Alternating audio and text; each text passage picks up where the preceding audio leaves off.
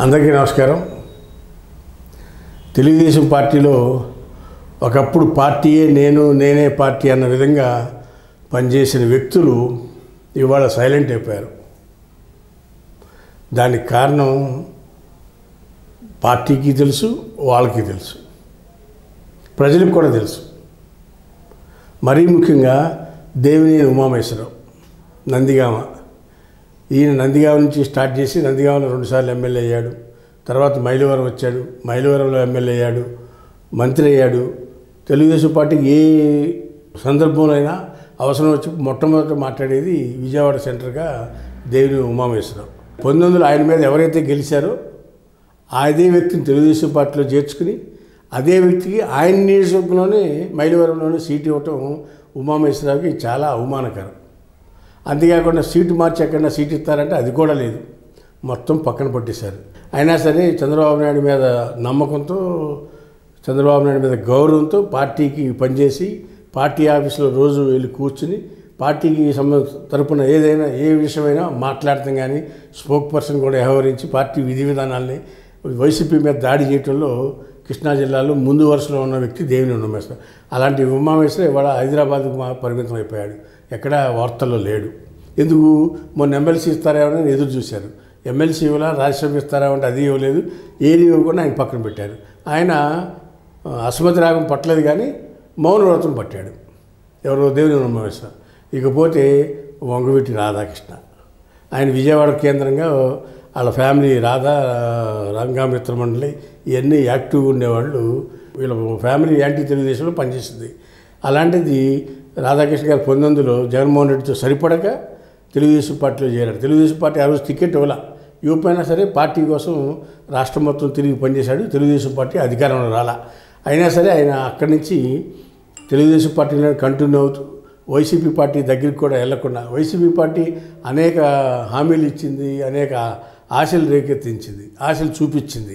ఏమని? రాధాకృష్ణకి తెలుగుదేశం పార్టీ నుంచి వైసీపీకి వచ్చేస్తే ఎంపీని చేస్తాం, రాజ్యసభ ఇస్తాం, ఎమ్మెల్సీని చేస్తాం, డబ్బులు ఇస్తాం అనే రకరకాల ప్రలోభాలకు గురి చేసినా సరే మిథున్ రెడ్డి, కొడాలి నాని, వంశీ, పేరు నాని వీళ్ళందరూ కలిసి ఆయన ఎలాగైనా సరే వైసీపీ తీసుకొద్దాం 24 ఎలక్షన్ లోపలి విశ్వ ప్రయత్నం చేశారు.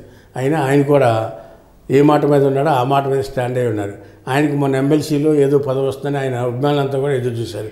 ఆయనకి కూడా పదవి రాల. ఆయన కూడా మౌనాన్ని వీడారు. ఆయన అభిమానులంతా సపరేట్ పార్టీ పెట్టమంటున్నారు, లేదంటే తెలుగుదేశం మనకి కలిసి రాలేదు, మనం తెలుగుదేశం వద్దు అని ఒత్తిడి చేస్తున్నారు. ఎవరి మీద? రాధాకృష్ణ గారి మీద. అది ఆయన పరిస్థితి ఆ విధంగా ఉంది. ఆయన కూడా మౌనంగానే ఉన్నారు. పదవి రాలేదు, ఏమి రాలేదు అని ఆలోచిస్తూ ఆయన కూడా వెయిటింగ్ ధోరణిలో ఉన్నాడు. ఇకపోతే బుద్ధా వెంకన్న ఒక ఫైర్ బ్రాండ్ విజయవాడ పాలిటిక్స్లో. ఊహించకుండా, బ్యాక్గ్రౌండ్ లేకుండా పార్టీయే బ్యాక్గ్రౌండ్గా పనిచేసుకుంటూ వచ్చి చంద్రబాబు నాయుడు, లోకేష్ అభిమానం పొంది 14-19లో ఎమ్మెల్సీ పదవి ఇచ్చారు అతనికి.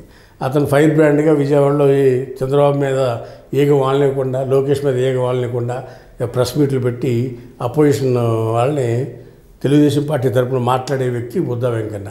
అలాంటి బుద్ధా వెంకన్న కూడా విజయవాడ వెస్ట్ సీటు, విజయవాడ పశ్చిమ సీటు ఇస్తారేమోనని ఆయన చాలా ప్రయత్నాలు చేశాడు. విజయవాడ వెస్ట్ సీటు బీజేపీ వాళ్ళకి ఇచ్చారు, సీటు ఇవ్వకపోతే ఎమ్మెల్సీకి ఇస్తారని ఆశపడ్డాడు. ఈ గడిచిన రెండు టర్మ్ ఎమ్మెల్సీలో కూడా ఆయన పేరు కూడా ఎమ్మెల్సీ ఇవ్వాల.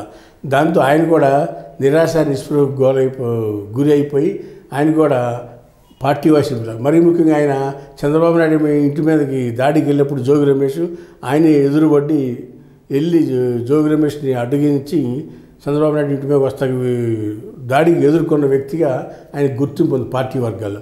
అంతేకాకుండా మాచర్లు వెళ్ళినప్పుడు కూడా అబ్జర్వర్గా మాచర్లు వెళ్తే అక్కడ కూడా మాచర్లో బోండా ఉమామహేశ్వరరావు మీద ఈ బుద్ధా వెంకన్న మీద దాడి చేస్తే అక్కడ ఆ దాడి కూడా ఎదుర్కొన్నారు. పార్టీ వాయిస్ని బలంగా విజయవాడ కేంద్రంగా వినిపించే వ్యక్తి ఒక బుద్ధా వెంకన్న. మరీ ముఖ్యంగా చంద్రబాబు నాయుడిని, లోకేష్ని ఎవరన్నా ఒక మాట అన్నా సరే, విత్ ఇన్ ది పార్టీ అయినా, అవుట్ ఆఫ్ ది పార్టీ అయినా, అపోజిషన్ పార్టీ అయినా వాళ్ళకి ప్రొటెక్ట్ చేసుకుండే వ్యక్తి ఈ బుద్ధా వెంకన్న. ఈ ముగ్గురు కూడా ప్రస్తుతం ఒక సైలెంట్ మోడ్లోకి వెళ్ళిపోయారు. మరి వాళ్ళ ఆలోచన ఏంటో, వాళ్ళ వ్యూహం ఏంటో ఎవరికి అంతుపట్ల. తెలుగుదేశం వర్గాల్లో ఈ ముగ్గురు వ్యవహార శైలి మీద చర్చించుకుంటా ఉన్నారు. ఎందుకు వీళ్ళు ముగ్గురు ఒకేసారి సైలెంట్ అయిపోయారని. వీళ్ళకి ఏ పదవి రాకపోవడంతో మేము 5 ఏళ్ల పాటు మేము అరిసి గీ పట్టుకున్నా, పార్టీ అధ్యక్షుడి పట్ల విధేయత ఉన్నా, పార్టీ పట్ల విధేయత ఉన్నా కానీ మమ్మల్ని గౌరవించలేదు, సరైన గుర్తింపు లేదు అనే భావన వాళ్ళ మనసులో ఉన్నట్టుంది. అందుకని వాళ్ళు ప్రజెంట్ సైలెంట్ మోడ్లో ఉన్నారనేది ఈ సందర్భంగా తెలియపరుస్తున్నాం. హాయ్ ఫ్రెండ్స్, మా ఫ్యూచర్ టుడే ఛానల్ చూస్తున్నందుకు చాలా థ్యాంక్స్. మరిన్ని లేటెస్ట్ వీడియోస్ కోసం వెంటనే సబ్స్క్రైబ్ చేయండి. అలాగే ఈ బెల్ని కూడా రింగ్ చేసేయండి. మా లేటెస్ట్ వీడియోస్ నోటిఫికేషన్స్ అన్నీ మీ మొబైల్లో వస్తాయి. మా వీడియోస్ మీకు నచ్చితే లైక్ చేయండి, షేర్ చేయండి, నచ్చకపోతే కామెంట్ చేయండి.